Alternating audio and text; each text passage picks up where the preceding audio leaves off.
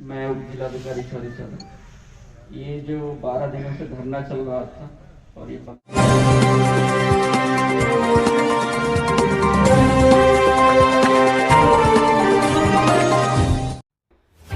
आइए नजर डालते हैं इस वक्त की खबरों पर। कड़ाके की ठंड और बरसात को झेलते हुए आज 12 दिनों से समाजवादी पार्टी के नेता काली शंकर के द्वारा चौरी चौरा के चौमुखी विकास और जनता की जन समस्याओं के निराकरण को लेकर अनिश्चितकालीन धरना जो विगत 12 दिनों से शहीद स्मारक चौरी चौरा पर चल रहा था, वहां उप जिलाधिकारी चौरी चौरा ने धरना स्थल पर पहुंचकर उनके 15 सूत्री मांगों के समयबद्ध सीमा में पूरा करने का पुख्ता आश्वासन दिया। अनवरत रूप से हम लोगों ने यहाँ धरना दिया है और कहीं न कहीं शासन प्रशासन के द्वारा दबाव भी बनाया जा रहा था।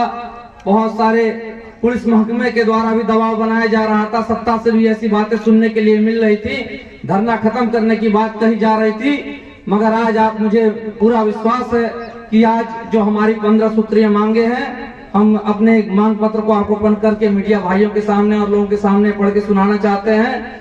सेवा में श्रीमान उप जिलाधिकारी तहसील चौरी चौरा जनपद गोरखपुर। विषय चौरी चौरा शहीद स्मारक पर लगातार 12 दिन से चल रहे अनिश्चितकालीन धरने का 15 सूत्रीय मांग पत्र। महोदय, संज्ञान में हो कि हमारे नेतृत्व में लगातार 12 दिन से चौरी चौरा शहीद स्मारक पर चौरी चौरा के चौमुखी विकास और यहाँ के विभिन्न जन समस्याओं के निराकरण के लिए अनिश्चितकालीन धरना अनवरत रूप से जारी है। हमारा 15 सूत्रीय मांगे निम्नलिखित हैं। 1, घटुली घाट के अधूरे पुल की जांच करा उसका निर्माण कराया जाए। जैसा कि आपके संज्ञान में होगा कि ब्रह्मपुर ब्लॉक में जो घटुली घाट आधा अधूरा बना 2004 में संभवतः यह बनकर के खड़ा हुआ था और बाद में गिरने का भी काम हुआ, तो हम चाहते हैं उसकी जांच कराई जाए और शासन को इसका भेजा जाए कि जल्द से जल्द इसको बनाया जाए। दूसरा, इसमें सिंघोड़वा घाट का पीपा पुल बना हुआ, बहुत दिन से जनता की मांग है वहां पक्का पुल बनाया जाए। और जो तीसरा है, सधना में मठियरा घाट है, जहां पे कम से कम दूरी 20 किलोमीटर कम हो जाएगी अगर वहां पीपा का पुल लग जाए, तो यह भी होना चाहिए। और एक मांग जिसकी घोषणा कर भी दी गई है सत्ता द्वारा, इसका शिलान्यास भी कर दिया गया है। 147 ओवरब्रिज झाला मगर अभी निर्माण नहीं शुरू हुआ है, इसका जल्द से जल्द निर्माण कराया जाए, इसकी हम पुरजोर मांग करते हैं। जो दूसरी मांग है, 2017 में तत्कालीन गृह मंत्री और वर्तमान में गृह मंत्री अमित शाह जी आए थे।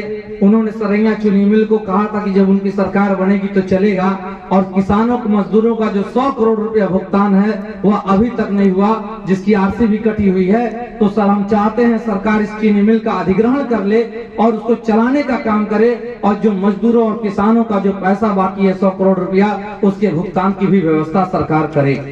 तीसरी मांग है, गरीब किसानों और मजदूरों का बकाया बिजली बिल और लोन माफ किया जाए। अभी शिकायत मिल रही है, बहुत सारे लोग जो है, अभी पीछे बाढ़ भी आई हुई थी, कोविड का संक्रमण भी हुआ था, अभी भी लोग गरीब लोग हैं, उनकी आय नहीं है, वो लोग बिजली का बिल अपना जमा नहीं कर सकते।